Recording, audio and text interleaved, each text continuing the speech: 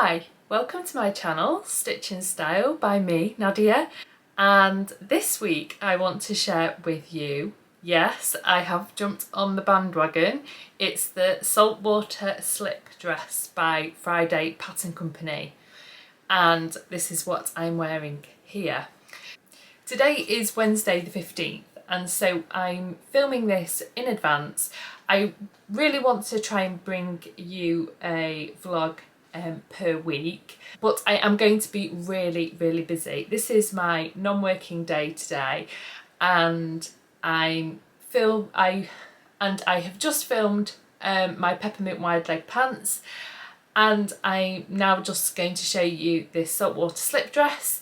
And then next week my plan is to do some filming while I'm out and about and visiting Ireland, and show you kind of what I'm wearing then, and for my sister's wedding, which is on Saturday, and my brother-in-law's wedding, which is a week on Saturday.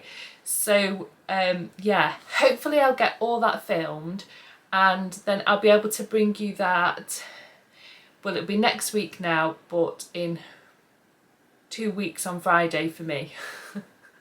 Oh, it's just getting a little bit too much to think about. So that's the reason why I'm just filming this in advance, and I'm actually surprised I managed to sew up this saltwater slip dress so quickly after I'd finished my peppermint wide leg pants. So I'm glad that I got this make in.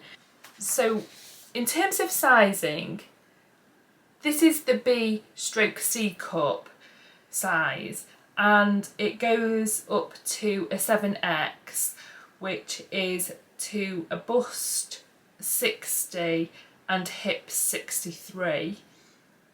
Now, I wasn't actually sure this style of dress would suit me, or I'd really enjoy wearing it, but I decided to give it a go anyway, just using this fabric that I got from Rainbow Fabrics not too long ago. So I was really unsure about what size to make with this one. Now, my bust is a 37, which falls in a size medium. My waist is a 30, which is a size large, and hips 42, which is actually extra large. So I fall across medium, large, extra large. And I was thinking, oh, which size do I make? Now, it says it has subtle shaping, but it is a bit loose. It features adjustable straps. Depending on the fit, multiple sizes will work for you. So we recommend identifying the size of your bust and the size of your hips and blending between the sizes if needed.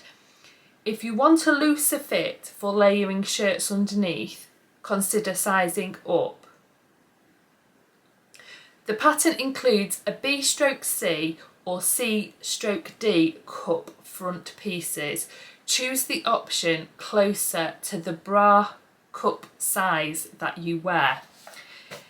So that's a lot of information to take in, and was really considering it. I've also looked at the finished garment measurements. So the finished garment measurement for a size large is a 43.5. So I couldn't size down to the medium on the hip because that is a 41.5, which is half an inch smaller than my size. So, and I thought, because it says about the bra cup size, I'm a 36 high bust, 37 on my full bust, but then my under bust is a 32, which actually puts me at a 32 double D in UK bra sizes. So if I went off that, then I would really be cutting the size C/D cut. I didn't do that. But I did think then, if you're supposed to be going off your bra cup size, and I do want to wear shirts or a top underneath, then I'll go up to the size large on top and I'll just cut a straight size large and see how that works for me. And so that's what I chose to do. But I do think now I've made the final garment, I will probably cut the size medium and on the top, and then grade to the size large on the bottom. I think that will work actually better for me in future. In terms of this fabric, it's a viscose crepe, and I do actually really like rainbow fabrics, and I've never really had a problem with their fabrics before, but I would say that I'm not that happy with the quality of this fabric. Yeah, just not really happy with it at all. Like the selvage, there was like a double selvage, it wasn't printed straight on grain, and it actually had a join in it. It was like right at the end of the piece, but and somebody had overlocked it, and I'd not done that. So yeah, and it was an absolute nightmare to cut out. It was so shifty.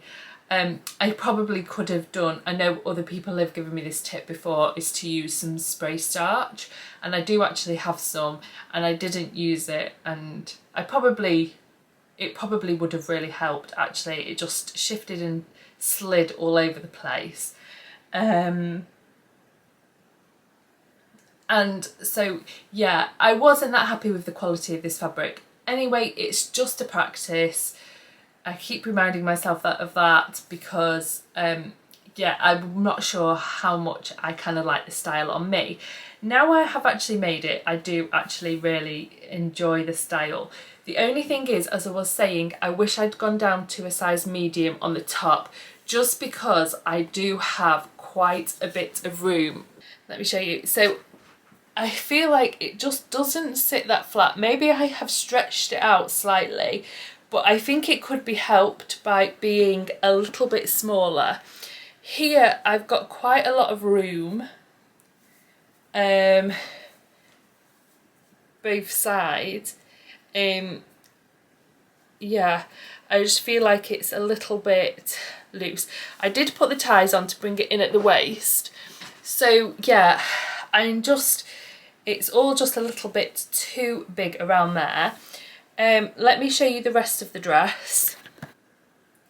And I lengthened it a little bit. It's got side slits. As you can see, it comes like just around above my knee, and there's one on both sides. Yeah, and that's the dress. I mean, this top that I'm wearing underneath probably doesn't go that well with it, but you can get the idea.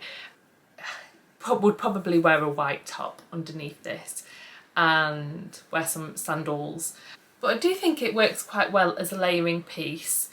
I love the little straps on it. They are adjustable. I actually had to take quite a bit of length off the straps. I think I took about 10 centimetres off the straps. I always need to shorten bra straps, so that just might be me. I was a little bit concerned about getting hold of the sliders and rings. Now, I ordered them off Etsy, and they came really quickly and they were really inexpensive, so not too bad to get hold of actually. And I enjoy making bias binding. I do actually have a bias binding maker that I got really cheap from Amazon, but I find it doesn't work that well, and I actually enjoy making my own bias binding. Bias binding is something I actually really love. So yeah, I enjoy doing all this bias binding for the neckline and what have you. Now, after I'd finished making it, I was just snipping off some threads, and I'm sure you know what I'm going to say here. Yes, I cut a little hole in the front of the fabric. Now that's just totally on me. I don't even know how I did it, but then I was looking at the front and I could see you can see it's a scissor snip hole. It's no fault of the fabric or anything. I have actually mended it, and I will probably still wear it just while I'm checking how well it works in my wardrobe. If it had fit perfectly, I would have been absolutely devastated that I'd cut a hole in the front.